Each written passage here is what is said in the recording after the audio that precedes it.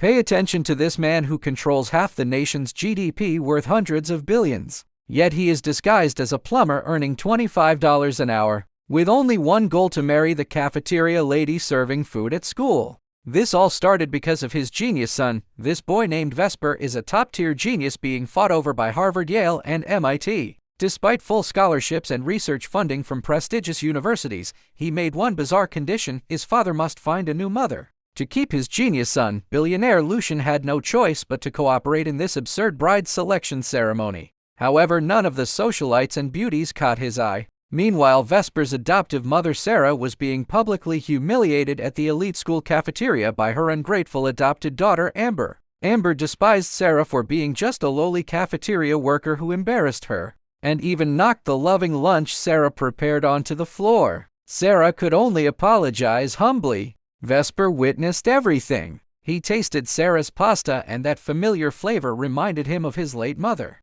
More importantly, he saw how Sarah endured such treatment from her daughter yet remained patient and kind. This is the one. Vesper decided immediately this cafeteria lady must become his new mother. Without hesitation, Vesper got Sarah's contact information and warned the ungrateful daughter Amber that the motherly love she didn't cherish would soon be cherished by someone else. Meanwhile, Amber returned home showing no remorse, and instead demanded more money from Sarah. Poor Sarah just paid her daughter's expensive tuition and could barely afford rent, but facing her daughter's tears and accusations, she softened and gave her last bit of money. Soon Vesper arranged a poor person's blind date between his father Lucian and Sarah. To play along, billionaire Lucian changed into cheap clothes he never wore before, disguising himself as a newly certified plumber earning $25 an hour. At dinner, two equally struggling middle-aged people were honest with each other, and Sarah's kindness and simplicity deeply moved Lucian.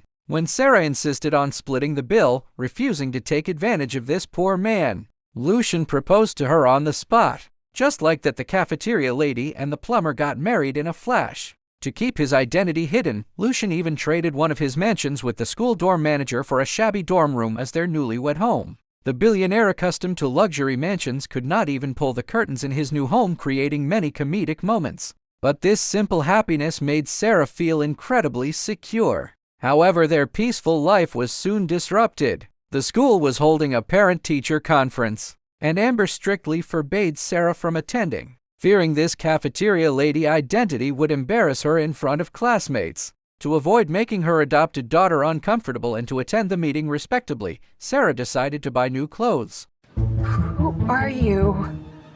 Why did they give us something so expensive? Is there something you're hiding from me?